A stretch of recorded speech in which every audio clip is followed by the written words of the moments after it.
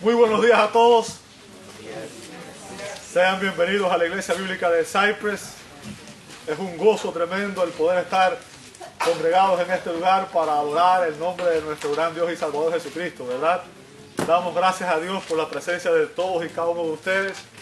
Nos gozamos en el Señor de que ustedes nos acompañen en esta mañana. Estamos felices por su presencia y queremos dar la bienvenida a este lugar. Especialmente queremos también reconocer a las personas que nos visitan hoy por primera vez. Si usted nos visita hoy por primera vez, le pedimos que ahí donde está, por favor, levante su mano. Queremos saludarle y reconocerle, ¿verdad? Bienvenido. Bienvenido. Bienvenida también. Por favor, levante la mano para que puedan regalarle. Queremos regalarle un Nuevo Testamento a cada uno de ustedes, en nombre de nuestra iglesia, ¿verdad? Aquí el hermano. Como un gesto de gratitud. Gracias por visitarnos. Estamos felices de que lo hayan hecho y estamos honrados con su presencia. Queremos decirle que son nuestros huéspedes especiales, ¿verdad?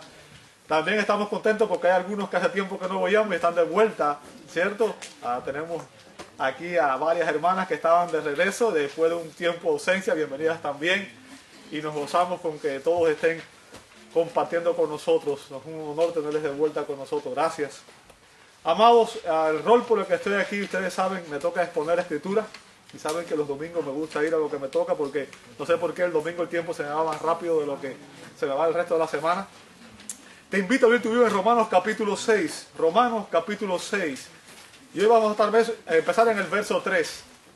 No sé hasta dónde vamos a llegar, pero no vamos a poder terminar, obviamente, porque el pasaje iría hasta el verso 10.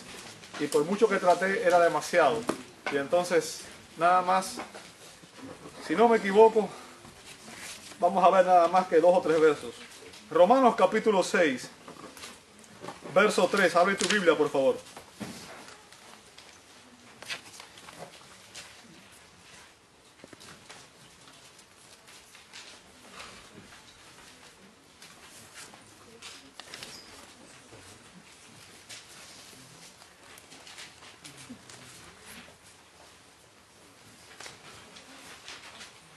Romanos capítulo 6, verso 3 en adelante.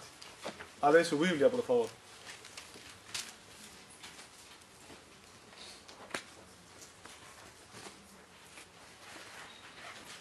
Si usted tiene su Biblia abierta en Romanos 3, le voy a robar ahora que me preste su atención. Y le voy a invitar a que en este momento me acompañe, vayamos juntos al Señor en oración y pidamos al Espíritu Santo que Él nos guíe en esta mañana para poder entender el mensaje de su palabra, ¿verdad? Amado Dios, te damos gracias. Gracias por tus bondades, por tus misericordias, por tu fidelidad. Gracias por la vida que nos concedes. Gracias por el privilegio de poder estar congregados en este lugar en tu nombre. Gracias por cada una de las visitas, por los hermanos que nos acompañan en esta mañana. Y gracias, Señor, por tu bendita palabra que en ella, Señor, tú te has revelado y nos has dado las instrucciones para que podamos vivir acorde a tu voluntad para nuestra vida, Señor. Gracias porque ella es perfecta, ella es eficaz. A través de ella tú nos impartes vida espiritual. Y a través de ella, Señor, tú alimentas nuestras almas. Venimos ante ti, Señor, en busca de consuelo, en busca de dirección. Y pedimos que tu Espíritu Santo sea el que prepare nuestras mentes y nuestros corazones para poder recibir el mensaje de tu palabra, Señor, para poder entender la enseñanza que este pasaje tiene para nosotros, Dios. Gracias, gracias porque tú eres fiel, tú no fallas. Y gracias, Señor, por permitirnos este privilegio de poder honrarte, no solamente con nuestros cánticos, con nuestras ofrendas, con nuestras oraciones, Señor, también honrarte al obedecer tu palabra, Señor. Así que pedimos que a través de ella tú nos hables y nos cambies para tu gloria y tu honra. Lo pedimos en el nombre de Jesús. Amén, amén y amén. Hay esperanza para mí. Hay esperanza de cambio. ¿Sabe? Ese es el clamor de muchas personas. Hay personas que están viviendo vidas desesperadas, vidas que reconocen que algo no está bien dentro de ellos. Y buscan muchas veces la solución en los lugares inesperados, en lugares equivocados, ¿cierto? Pero la Biblia nos habla del poder transformador de Dios. Dios tiene poder para transformar nuestras vidas y hacernos diferentes, darnos una nueva vida, una vida diferente, una vida con propósito. Si yo menciono el nombre John Newton, estoy seguro que la mayoría de ustedes no sabe quién es, ¿cierto? ¿Cuántos lo conocen? Nadie, bueno, unos pocos, ¿cierto? Pero estoy seguro que si a ustedes les gusta la música, estoy muy seguro que la mayoría de ustedes ha escuchado un cántico, un himno titulado Amazing Grace en inglés, o Gracia Sublime, o Sublime Gracia en español, ¿verdad? ¿Lo conoce? Sublime gracia del Señor, dice la primera estrofa, que a un infeliz salvó. Fui ciego, mas hoy veo yo, perdido, y Él me halló. ¿Sabe? Ese himno es un testimonio. Es el testimonio de lo que Dios hizo en ese hombre. Para los que no saben, John Newton, siendo un adolescente, se escapó de Inglaterra, se escapó de su hogar y formó parte, se unió a la tripulación de un barco que se dedicaba a la tráfica de esclavos. ¿Ok? A un barco negrero, le decían así, se dedicaba a traficar esclavos. ¿Bien? Su vida no fue para nada agradable. De hecho, años más tarde, él mismo fue vendido como esclavo a una mujer, una señora de color, que era la esposa de un traficante de esclavos. O sea, él mismo se convirtió en un momento de su vida en esclavo. Y fue maltratado y vivió de las sobras de la comida de aquella mujer y de encontrar cosas silvestres en el campo. Finalmente logró escapar, se fue a vivir a un lugar con unos residentes y después logró formar parte de otra tripulación y llegó a convertirse en capitán de un barco que se dedicaba a la tráfica de esclavos. ¿Ok? Pero en 1748, estoy hablando de varios años atrás, ¿verdad? 1748, este hombre conoció al Señor, conoció el Evangelio. Dios en su gracia lo transformó. Él regresó a Inglaterra y se convirtió en un ministro del Evangelio, en un pastor. En la iglesia de Londres, donde él pastoreó, existe un epitafio que él mismo escribió. Un epitafio es lo que ponen en las tumbas, ¿verdad? Y es como un recordatorio de lo que es la persona, o de algo que recuerda a la persona. Y su epitafio dice así: sagrado para la memoria de John Newton, una vez libertino, blasfemo y esclavo de esclavos en África, pero por la rica gracia y misericordia de nuestro Señor y Salvador, renovado, purificado, indultado y nombrado para predicar el Evangelio que había trabajado tanto en destruir.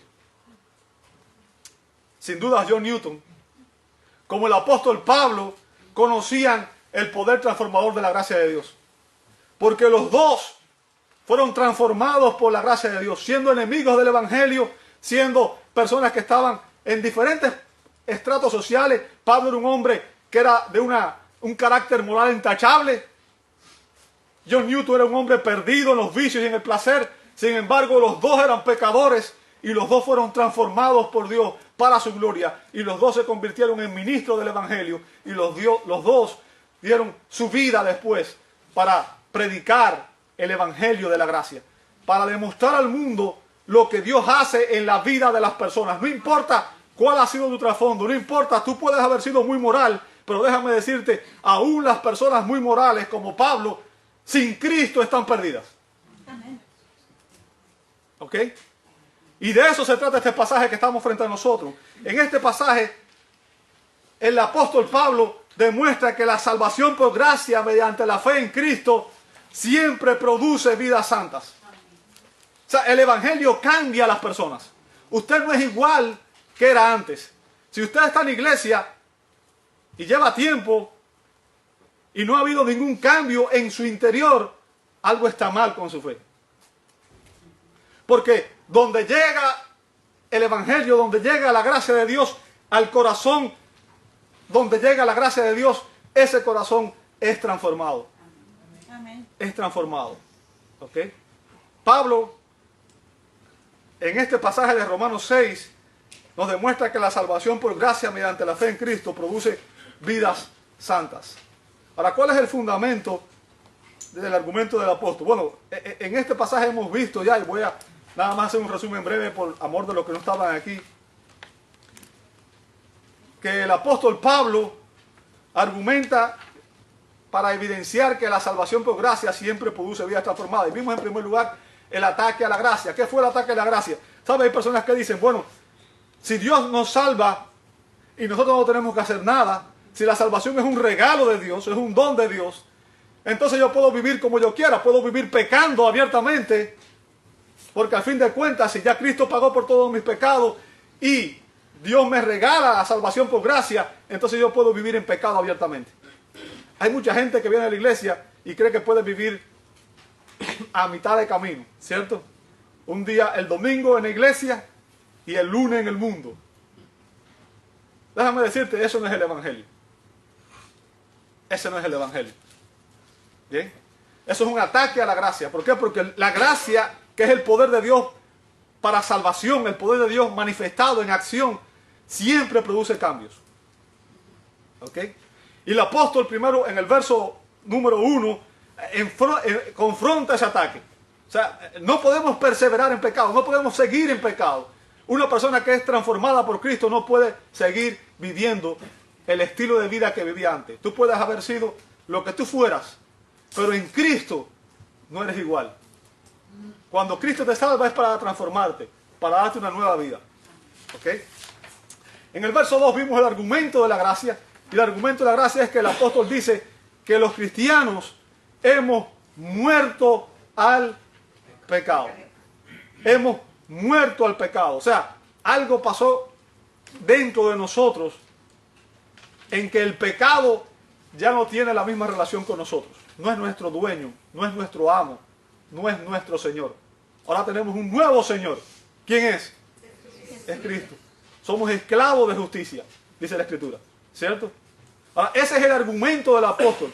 Todo cristiano verdadero, todo creyente verdadero, ha muerto al pecado, ha muerto a su antigua vida, ha muerto a su estilo de vida pecaminoso, a su rebeldía. Si usted es cristiano, todo lo que usted era, ha muerto en Cristo. Usted es nueva criatura. Y Pablo ahora pretende, ese es el argumento de este pasaje, el verso 2. Y lo que va a hacer Pablo del verso 3 en adelante es nada más que analizar ese argumento, explicar ese argumento, es darnos a entender cómo ocurrió eso. ¿Me entendió hasta ahí? Ok, entonces lo que vamos a ver ahora es un análisis de su argumento que está en el verso 2. ¿Ok? Es un análisis de la verdad de que los cristianos hemos muerto al pecado. Y en lo que sigue de ahí, del verso 3 en adelante, Pablo utiliza dos imágenes. La primera imagen está en los versos 3 al 5, donde el apóstol Pablo dice que los cristianos hemos sido bautizados en Cristo. ¿Ok? Versos 3 al 5. Vamos a leer versos 3 al 5. Dice, ¿o no sabéis que todos los que hemos sido, ¿qué cosa? Bautizados en Cristo Jesús, hemos sido bautizados en su muerte. Porque somos sepultados juntamente con Él para muerte por el bautismo, a fin de que como Cristo resucitó de los muertos por la gloria del Padre, así también nosotros andemos en vida nueva. Porque si fuimos plantados juntamente con Él en la semejanza de su muerte, así también lo seremos en la de su resurrección.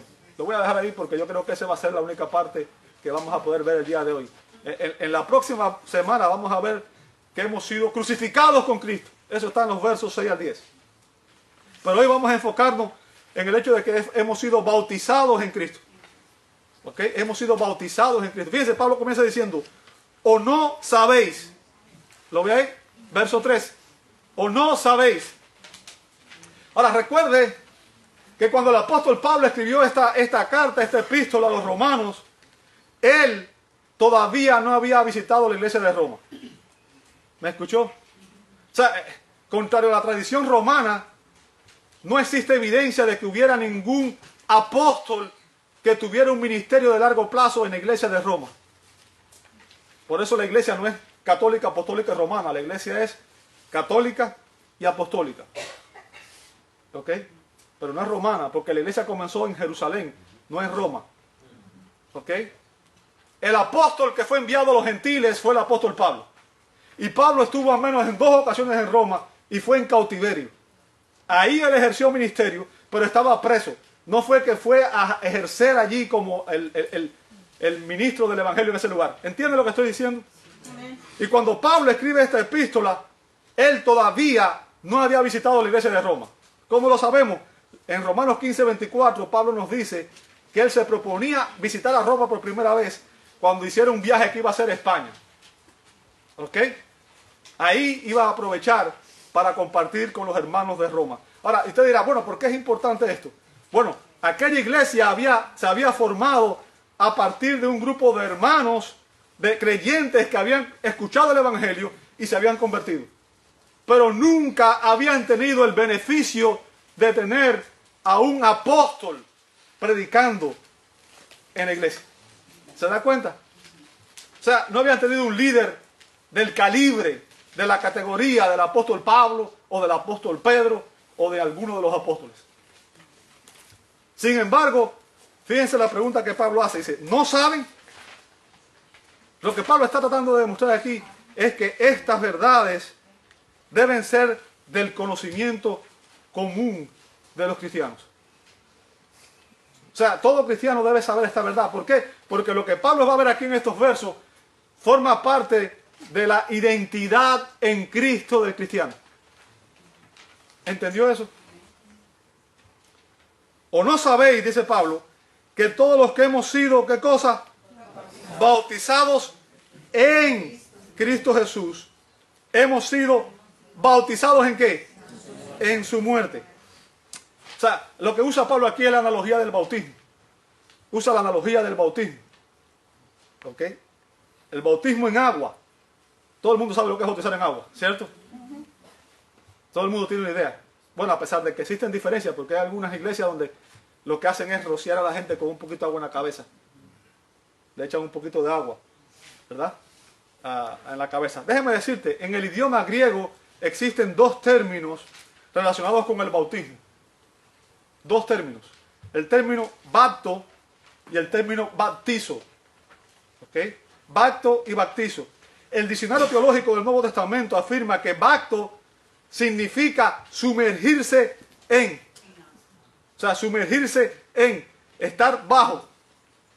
¿Se da cuenta? Por eso no bautizamos a nadie por rociamiento. Porque el término bautizo significa inmersión. Esa es otra definición. Sumergirse en o debajo de. Sumergirse, hundirse. Inmersión. Ese es el significado. ¿Ok? Y solo se utiliza en un sentido literal en el Nuevo Testamento. ¿Qué significa? Cada vez que se habla de bautismo, cuando se habla de bautismo, se está hablando de alguien que se sumergió en agua. ¿Me entendió? El término bautizo significa bautizar, literalmente. Y puede ser usado de 2 maneras, literalmente o en sentido figurado. ¿Bien? Ahora, en este contexto, Pablo está usando el bautizo en agua como una analogía para hablar de la experiencia del bautismo del Espíritu. ¿Me escuchó? Ok. Ahora, déjenme hacerle un poquito de historia para que puedan entender el significado del pasaje. ¿Sabe? Si usted lee el Antiguo Testamento, usted se va a dar cuenta que los judíos no acostumbraban a bautizarse. No existe en el Antiguo Testamento registro de bautismos. ¿Ok? Los judíos solamente bautizaban a los prosélitos. ¿Qué era un prosélito? Era un gentil que se convertía al judaísmo. ¿Ok? Un gentil que se convertía al judaísmo. Ahora, si usted ve la Biblia, y usted lee la Biblia desde Génesis hasta Apocalipsis, se da cuenta que el bautismo en la Escritura comienza a mencionarse cuando Juan el Bautista comenzó a predicar. ¿Recuerdan eso? Juan, el precursor de Jesús, el precursor de Mesías. Y Juan, la predicación de Juan era un llamado a los pecadores al arrepentimiento y a la piedad. O sea, Juan predicaba y llamaba a las personas al arrepentimiento de sus pecados y a la piedad. ¿Dónde está eso? En Lucas 3, 3 al 8. Él le dice, arrepiéntanse. Y después le dice a los fariseos, hagan frutos dignos de arrepentimiento. ¿Qué significa? Demuestren por sus testimonios, demuestren por sus vidas que realmente están arrepentidos de sus pecados. ¿Entiende eso? Ahora, cuando una persona recibía el bautismo de Juan, era una señal de que el pecador reconocía y renunciaba a su pecado. ¿Entendiste eso? Y a través de aquella limpieza simbólica, o sea, a través de el bautismo, del arrepentimiento, lo que estaba diciendo es que aquel pecador se identificaba a sí mismo con el Mesías venidero y su justicia. ¿Entendiste eso? Eso es importante que entendamos. Esta es la base histórica de lo que vamos a ver después. Ahora, recordemos que cuando Juan estaba bautizando, mucha gente vino a él. Y después vino ¿quién? Jesús mismo. ¿Recuerda eso? Jesús mismo. Jesús fue bautizado por Juan. Si usted lee la escritura en Mateo capítulo 3, versos 13 al 17, dice, entonces Jesús vino de Galilea a Juan al Jordán para hacer ¿qué cosa? Ahora recuerden que dijimos que el bautismo de Juan era un bautismo ¿de qué? De arrepentimiento.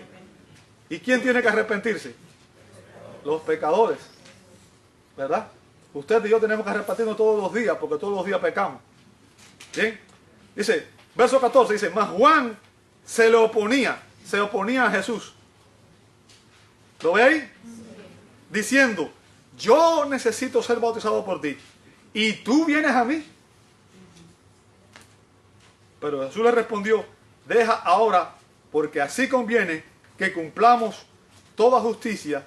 Entonces le dejó y después le bautizó. Ahora, ¿qué significa esto? ¿Sabes? Juan reconocía que Jesús era el Mesías, que Jesús no tenía pecados. Y él reconocía que quien tenía que bautizarlo a él, era Jesús, a él y no él a Jesús. Porque Jesús era el perfecto Cordero de Dios, aquel que no tiene pecado. Ahora, la pregunta entonces para ti es, ¿por qué crees que Jesús se bautizó si él no tenía nada de qué arrepentirse?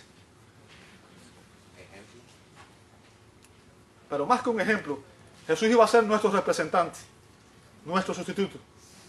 Y para ser nuestro representante y nuestro sustituto, él tenía que pasar por todo lo que tú y yo pasamos.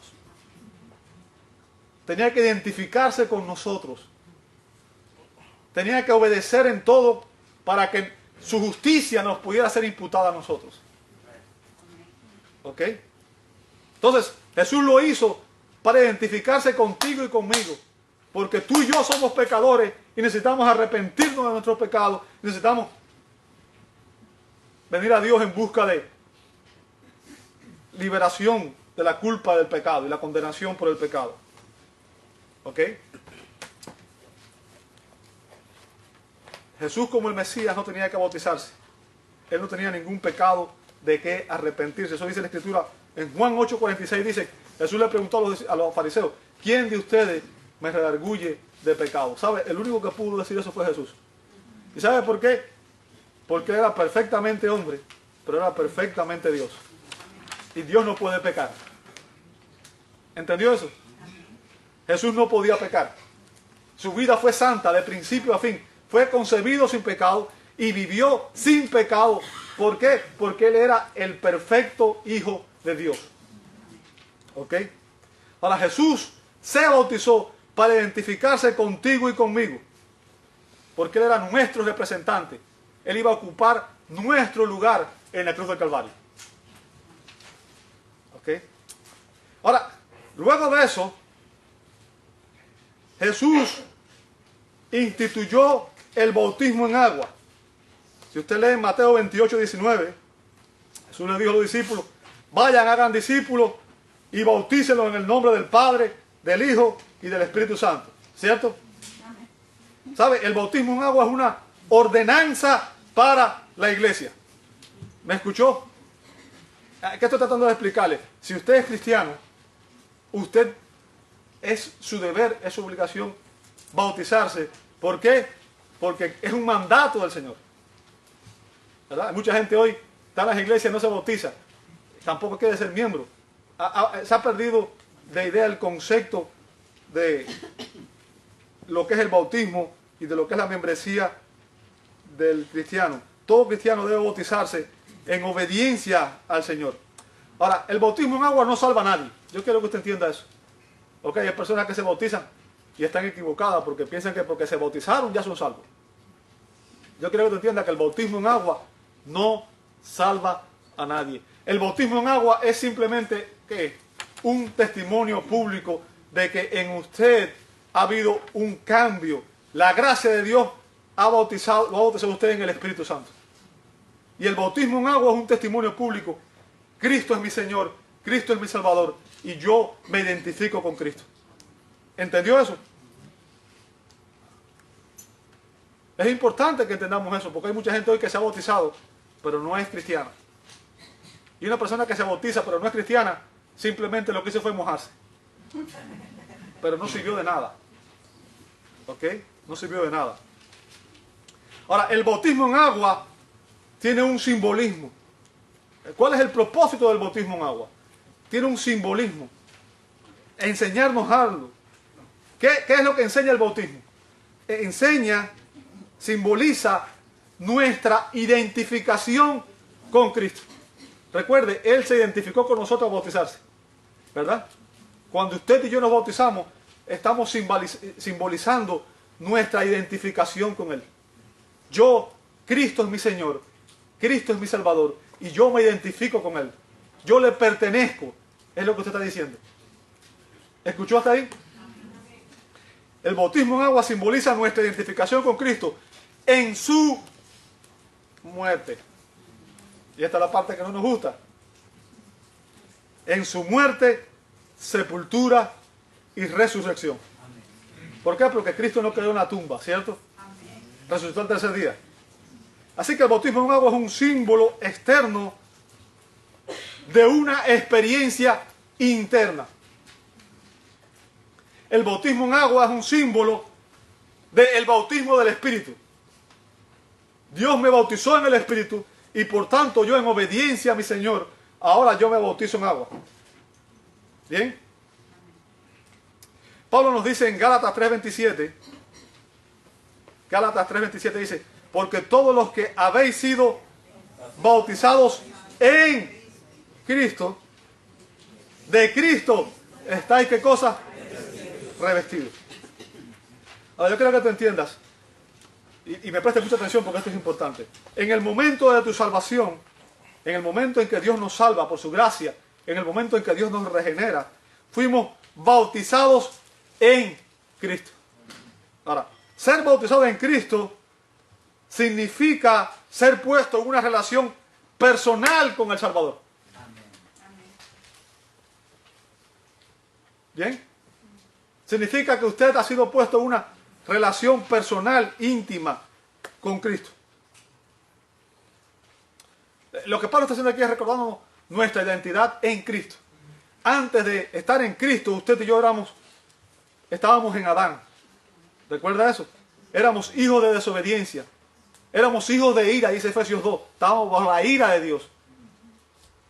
Éramos rebeldes por naturaleza. Éramos esclavos del pecado. Esa es la manera en que lo describe la Biblia, no es la manera que lo describo yo. Pero en Cristo, usted se convierte de estar en Adán a estar en Cristo. De ser un hijo del diablo a ser un hijo de Dios. De ser un hijo de desobediencia a ser un hijo de justicia, de obediencia. Hay una transformación radical y Dios nos traslada del reino de las tinieblas al reino de su Hijo. ¿Ok? El secreto de la santificación, y de eso es lo que está hablando Pablo en estos versos, recuerden, está hablando de vidas transformadas. La gracia de Dios produce vidas transformadas. Usted no puede vivir la vida cristiana por esfuerzo propio. Usted puede tratar de imitar el cristianismo, pero la única manera en que una persona va a vivir como cristiano es cuando Cristo habita en ella. Es imposible imitar el cristianismo. A menos que Dios habite en nosotros, nunca vamos a poder vivir la vida cristiana. ¿Ok? Eso es importante que lo entendamos. Y en estos versos, Pablo nos está explicando el secreto de la santificación. Y el secreto de la santificación es saber lo que ya nos ha sucedido. La experiencia que hemos tenido con Cristo. ¿Ok? Estamos revestidos de la justicia de Cristo. Por medio de la salvación, usted y yo hemos sido unidos a Cristo. Y ahora somos, dice 1 Corintios 6:17, yo creo que le puse ese verso en las notas, somos un espíritu con Él. ¿Lo ve ahí? Somos un espíritu con Cristo. ¿Sabe lo que significa eso? Que Él habita en ti. Literalmente. ¿Ok? Nuestros cuerpos son el templo espiritual en el que el Espíritu de Cristo mora. Y dice Pablo que si alguno no tiene el Espíritu de Cristo, no es de él. Romanos 8:9. O sea, a menos que estemos en Cristo y Cristo esté en nosotros, no somos realmente cristianos. ¿Me escuchó? A menos que Cristo esté en nosotros, nunca vamos a poder vivir la vida cristiana. No se trata de hacer esfuerzo y no se trata de leyes, no se trata de legalismo. Es por eso que cuando se predica aquí en el púlpito, no se dice lo que tiene que hacer o lo que no tiene que hacer. Se dice lo que tiene que creer. Porque el que está en Cristo es transformado. Es la palabra de Dios que te transforma. Es el Espíritu de Dios que te transforma. Y es la presencia de Cristo en nosotros la que hace que la persona, entonces, en obediencia al Señor, decida cambiar su estilo de vida. ¿Comprendes eso?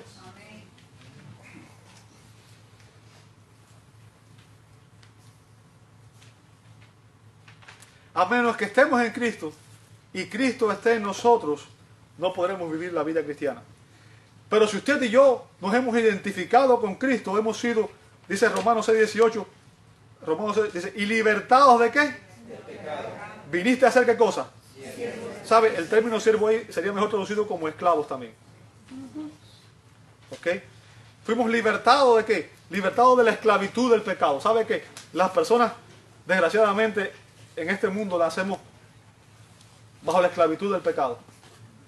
No podemos dejar de pecar a menos que la gracia de Dios nos transforme y Dios habite por la fe en nosotros. Es el poder de Dios el único que tiene la capacidad para romper las cadenas del pecado que oprimen a los hombres. ¿Entiendes eso? A menos que la gracia de Dios obre en ti, vas a ser un esclavo toda tu vida. Vas a ser un esclavo toda tu vida. ¿Ok? Pero aquellos que están en Cristo han sido libertados del pecado y ahora somos esclavos de la justicia. ¿Qué significa? Vivimos para agradar a nuestro Señor. Vivimos para la gloria de Dios. No para la gloria suya ni la gloria mía. Para la gloria de Dios. En Jesucristo, toda persona que está en Jesucristo ha muerto al pecado. Para que ya no queramos continuar pecando. ¿Ok? Hay una nueva naturaleza en nosotros que nos impulsa a vivir de una manera diferente. ¿Ok? Ahora, no solamente estamos muertos al pecado, sino que ahora estamos vivos en Cristo. Escucha, esto es importante. Estás vivo en Cristo. Dios habita en ti. ¿Ok? Hemos sido resucitados de los muertos espirituales, y ahora caminamos en el poder de su resurrección. ¿Sabe? Ese es el secreto de la santificación. Fue el poder de Dios que levantó a Cristo de los muertos. ¿Sabes? Es el poder de Dios que te levanta a ti de la muerte espiritual y que te da una nueva vida. Es su poder el que sostiene tu vida. Ese es el secreto de la santificación. Ese es el secreto de la vida cristiana. ¿Ok? Pablo dice en 1 Corintios 6:15, no sabéis, hablando de los cristianos obviamente, que vuestros cuerpos son ¿qué cosa? ¿Sabe lo que significa eso? ¿Sabe lo que significa eso, iglesia? ¿Sabe que tú nunca has sido tuyo? Tú siempre has tenido un dueño. Antes de conocer al Señor, Satanás era tu dueño. En Cristo tienes un nuevo dueño. ¿Sabes por qué? Porque Él te compró con su sangre. Pagó por tu libertad, pero ahora tú le perteneces a Él. La diferencia es que aquel amo que tenía era un amo déspota. Su propósito era destruirte. Su propósito era mantenerte esclavizado y hacerte daño. Cristo te ama. Y te ama tanto que estuvo dispuesto a dar su sangre, su vida por amor a ti, para rescatarte, para salvarte y para darte nueva vida. Y cuando tú entiendes eso, cuando tú ves una persona que te ama de tal manera, no hay gozo más grande que servir a Cristo, que servir a la justicia. ¿Ok? Hemos sido resucitados de los muertos. Y ahora los cristianos caminamos en el poder de la resurrección. ¿Qué significa? Hay una nueva vida en nosotros. Una nueva vida en nosotros. Ese es el secreto de la santificación. Dice, vuestros cuerpos son miembros de Cristo. Dice, quitaré pues los miembros de Cristo y los haré miembros de una ramera. De ningún modo. ¿Qué significa? ¿Sabes? En mi estilo de vida diaria yo debo honrar a Dios. Dios habita en los creyentes. Y eso hace imposible que los verdaderos creyentes continúen viviendo el mismo estilo de vida pecaminoso. O sea, no importa cuál fue su pasado. Usted puede haber sido un fornicario, un adúltero, un mentiroso, un drogadicto. No importa. Cuando Cristo viene a usted, Él va a transformarlo de adentro hacia afuera. Y usted no va a seguir viviendo ese mismo estilo de vida. ¿Por qué? Porque la gracia de Dios siempre produce vidas transformadas, vidas santas. Dice Pablo en el verso 4, porque somos sepultados juntamente con Él para muerte por el bautismo. ¿Lo ve ahí? Yo quiero que usted entienda, esto es algo que el Espíritu Santo hace en nosotros. ¿Ok? Es algo que Dios hace en nosotros, en la regeneración.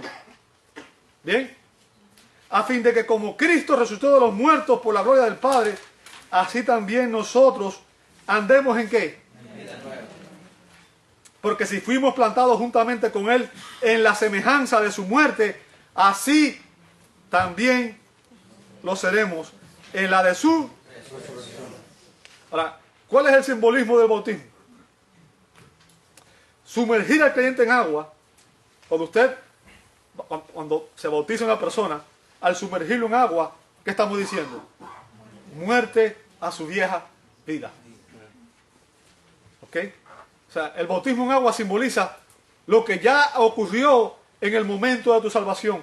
Dios te dio, Dios cambió tu corazón y tu viejo yo ha muerto el pecado y ahora tienes una nueva vida. ¿Ok? Sumergir al creyente en agua simboliza que ha sido sepultado juntamente con Cristo. ¿Me escuchaste? Usted murió con Cristo. ¿Para qué? Para que su vieja naturaleza quedara atrás. No fuera su dueño, no fuera su amo. ¿Sabe? Hoy se ha distorsionado el Evangelio. Cuando Jesús predicaba el Evangelio, ¿sabe cómo predicaba? Ven conmigo a Lucas capítulo 9, verso 23, dice ahí. Está en sus notas, yo creo. Jesús decía a todos, si alguno quiere venir en pos de mí, ¿qué tiene que hacer? O sea, la salvación no comienza con autosatisfacción. No es decir, yo vengo a Dios para que Dios me dé todo lo que yo quiero. Y yo quiero que Dios me dé un carro del año, que Dios me dé una cuenta de banco millonaria y que Dios me haga rico, próspero y famoso. Eso no es el Evangelio. Jesús dijo, si alguno quiere venir en pos de mí, no es para que vivas independiente y no es para que yo me someta a tu voluntad. Es niégate a ti mismo. ¿Sabes lo que significa eso? Significa que tú tienes que haber entendido que en tu vieja vida tú estabas en rebeldía con Dios. Estabas en pecado, en oposición a Dios. Y que de esa manera, al deshonrar a Dios, ibas directico por un camino de perdición.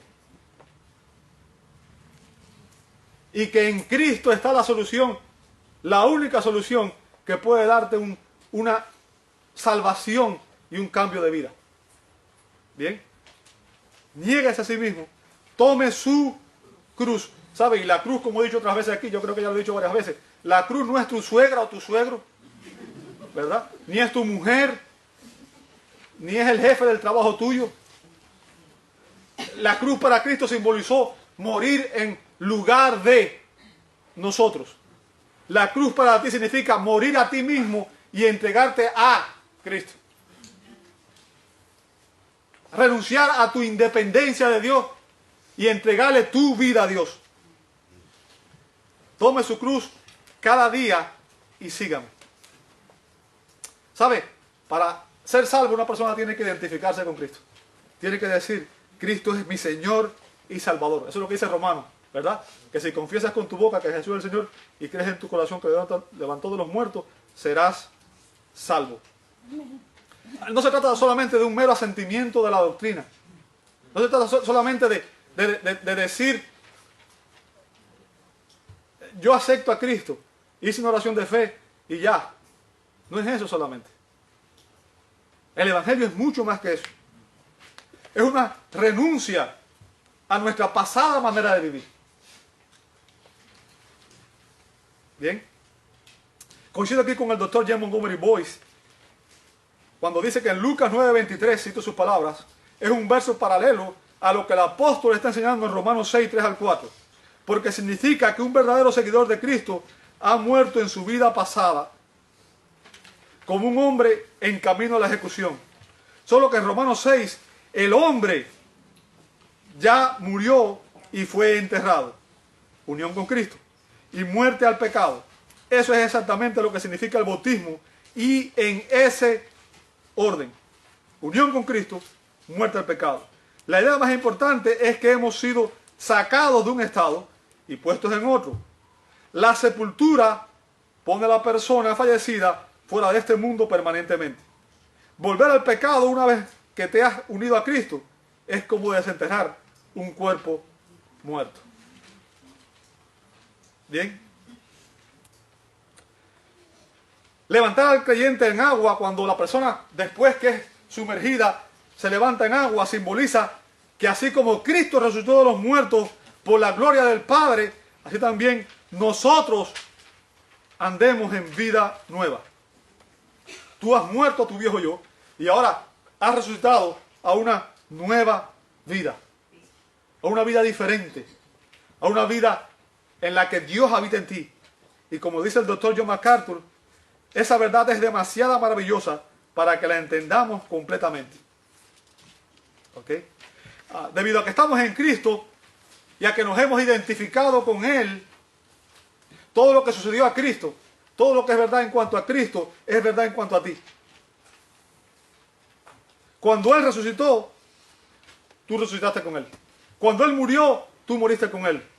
Y cuando Él resucitó, tú resucitaste con Él. Espiritualmente hablando. Es por eso que los creyentes hoy, su ciudadanía está en los cielos. ¿Ok? Y yo sé que lo que estoy tirando es un poco difícil de entender. ¿Ok? La idea principal es que hemos sido sacados de un estado y puestos en otro. ¿Ok? Ahora los creyentes estamos sentados con Cristo en los lugares celestiales. Eso es lo que dice Efesios capítulo 2, versos 1 al 10 y Colosenses 3, 1 al 3. ¿Ok? El punto de Pablo aquí, amado, es que como resultado de la salvación, los cristianos debemos andar en nueva vida. Nueva vida. ¿Sí? ¿Sabe? El término nuevo aquí es una traducción del término kainos. Y se traduce de una vida, de una calidad nueva. El creyente, al ser una nueva criatura, dice 2 Corintios 5:17, si alguno está en Cristo, nueva criatura es, tiene que conducirse de una manera coherente a esto, en contraste a su antigua manera de vivir. ¿Me siguió hasta ahí? Como dice el Dr. Juan Calvino, el apóstol no nos exhorta simplemente a imitar a Cristo. No se trata de imitar solamente a Cristo. Recuerden, no se trata de seguir patrones, de normas. A menos que estemos en Cristo no vamos a poder vivir el Evangelio. como si hubiera dicho que la muerte de Cristo es un patrón que todos los cristianos debemos seguir. Sin duda, asciende más alto, ya que anuncia una doctrina con la que conecta, como es evidente, una exhortación. Y su doctrina es esta: que la muerte de Cristo es eficaz para destruir y demoler la depravación de nuestra carne, y su resurrección para efectuar la renovación de una naturaleza mejor. Y que mediante el bautismo somos admitidos en una participación de esta gracia. Una vez que se establece este fundamento, los cristianos pueden ser exhortados a esforzarse para responder a su llamado.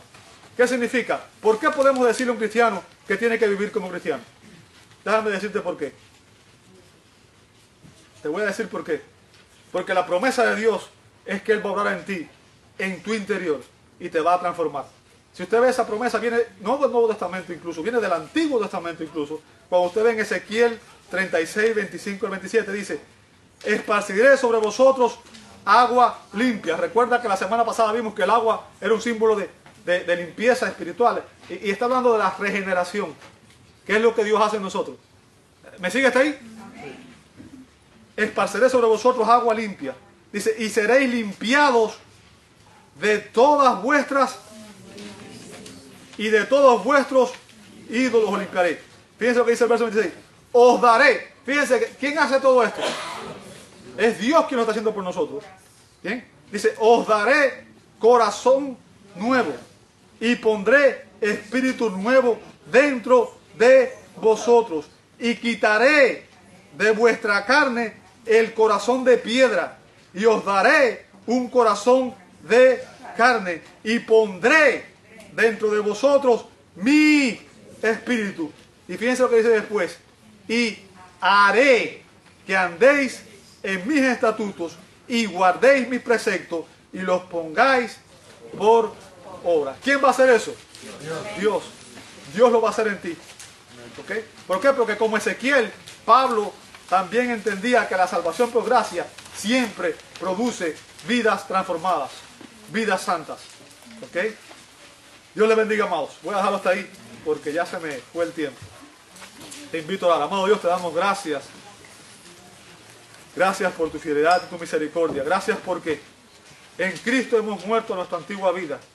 Y ahora tenemos una comunión directa contigo, Señor, porque Cristo habita en nosotros. Dios habita en nosotros por la fe. Y por eso, Señor, podemos decir gracias. Gracias porque ahora como hijos adoptados en tu familia, Señor, podemos decirte Padre. Y podemos decirte gracias, Padre, por tu amor y tu misericordia, por tu fidelidad. Y gracias por la bendición de haber recibido la salvación en Cristo. Gracias porque en este momento estamos sentados con Él en lugares celestiales. Y gracias porque algún día estaremos contigo cara a cara sin más relación con el pecado. Pedimos que perdones nuestros pecados y que nos ayudes a vivir para tu gloria. Lo pedimos en el nombre de Jesús. Amén y amén.